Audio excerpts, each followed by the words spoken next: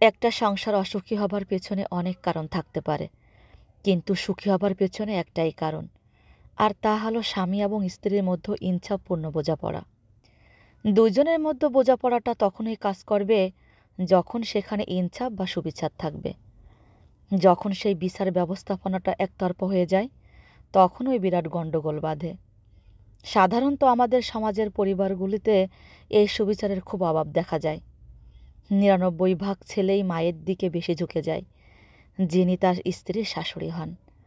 এটা খুব স্বাভাবিক, যেহেতু রক্তের সম্পর্ক। কিন্তু এটাও মনে রাখা জরুরি যে একতরফা কথা না বলে দুজনের মধ্যে স্ত্রী এবং মা ব্যালেন্স রেখে চললে ব্যাপারটা অনেক সহজ হয়। মাকে কষ্ট দেওয়া যাবে না, আবার স্ত্রীরও অসম্মান হওয়া যাবে না। এটা মাথায় রেখে চললেই সংসারটা সুন্দর হয়। যখন কোনো মেয়ে একটি নতুন সংসারে আসে, স্বভাবগতভাবেই সেখানে সে নিজেকে মানিয়ে নেওয়ার চেষ্টা করে। ব্যতিক্রম হয়তো আছে, ব্যতিক্রমের কথা বলছি না। অনেক চাকরিজীবী শিক্ষিত মেয়েকেও দেখেছি মানিয়ে নিয়ে সহ্য করে যেতে।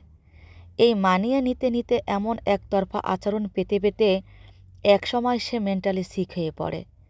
একটা বেলুনে বাতাস ভরতে থাকলে একসময় সে আর নিতে পারে না, ফেটে যায়।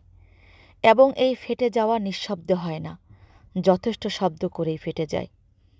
মেয়েটির বেলাতেও তাই হয়। তার মেনে নেওয়ার লিমিট ক্রস করে যায়, এবং তখন সে তার সম্পর্কে আর কোনো নেগেটিভ কথা সহ্য করতে পারে না।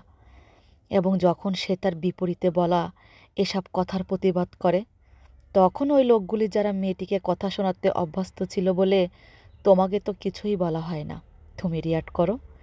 যে কোনো মানুষের ব্রেনের একটা নির্দিষ্ট ধারণ ক্ষমতা আছে, এর বাইরে সে নিতে পারে না। যখন তাকে অতিরিক্ত দেওয়া হয় তখন সে ফেল করে, তার কার্যক্ষমতা হারিয়ে ফেলে, আর তখনই তাকে বলা হয় মানসিক রোগী। ইসলাম নারীদের দায়িত্ব পুরুষদের উপর দিয়েছে। কিভাবে মা এবং স্ত্রীর সাথে আচরণ করতে হবে সেটাও বলে দিয়েছে। মায়ের পায়ের নিচে সন্তানের জান্নাত। আবার স্ত্রীকেও জিজ্ঞাসা করা হবে, তোমার স্বামী কেমন ছিল। তাই একজন পুরুষকে একতরফা আচরণ থেকে বিরত থেকে সংসারের সুখের জন্য ইসলাম অনুযায়ী দুইজনের মধ্যে সুবিচার করেই চলতে হবে। হ্যালো ব্রিয়ন, আসসালামু আলাইকুম। কেমন আছেন সবাই? আশা করছি যে যেখানে আছেন অনেক অনেক বেশি ভালো আছেন। আমি আলহামদুলিল্লাহ আপনাদের দিয়ে অনেক বেশি ভালো আছি। ভিডিওটি কেমন লেগেছে সবাই কিন্তু কমেন্ট করে জানাবেন। ভালো লাগলে একটি লাইক দিতে ভুলবেন না। সবাই ভালো থাকবেন, সুস্থ থাকবেন।